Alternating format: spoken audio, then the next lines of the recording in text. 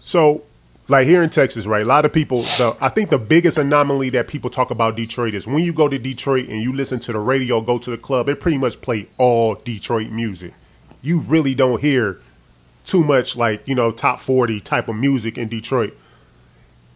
People always want to know, how is it that on the radio y'all are able to play so much local music? Because here in Dallas, it took Yella Beezy to be all over before they even start playing That's On Me on the radio like that. Right.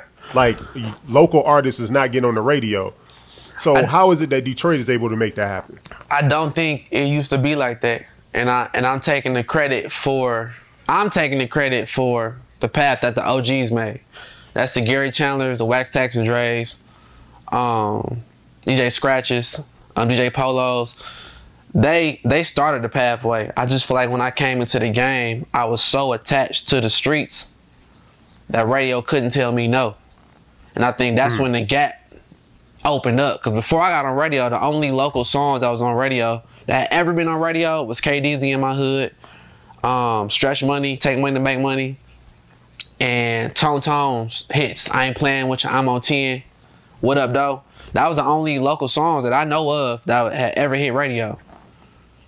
Gotcha. So, and I almost got fired my second month in there because I told my PD, I said, listen, it's this song called I Dog Hose.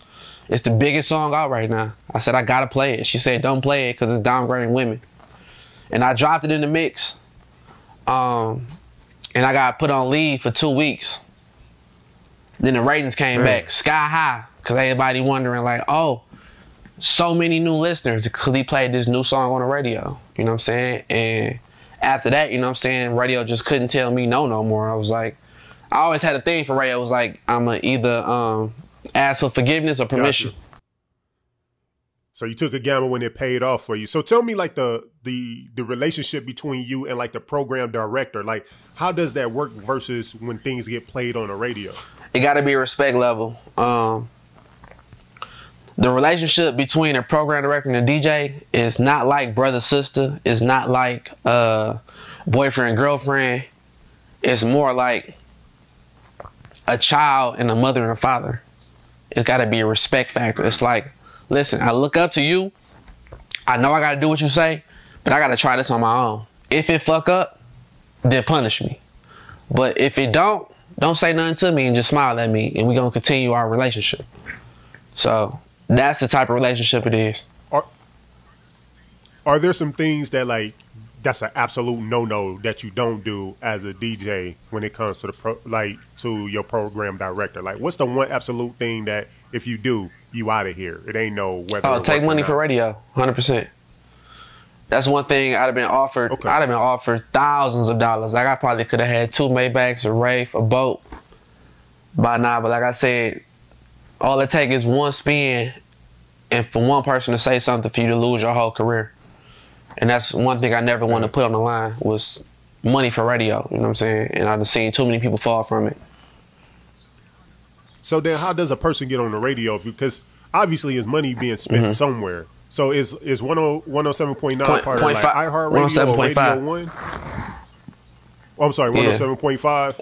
Is it who is it under? What umbrella? Is it a Radio 1 or iHeartRadio? Or yeah, Radio 1, but now it's actually owned by the Masons. So, but it's Radio 1 pretty much. Okay. So then, like, if somebody is trying to do that radio campaign to get on there, like, how do you get on a radio to get spent? Like, I think honestly, it's connections for real. It's relationships. Especially when it comes to DJs. You know, every record start out in mix show. That's actually when an actual DJ is on air spinning. So 12 noon, you got this person. 5 o'clock, you got this person. 9 o'clock, you got this person. So that's actual mix show. That's when records start. But now, gotcha. I think to get on radio, it's relationships and it's fan base. Like if a DJ or a station know that this artist has fans, that's going to do nothing but help the radio station out. Nothing is worse than playing a record and, you know, don't nobody care for it, nobody listening for it.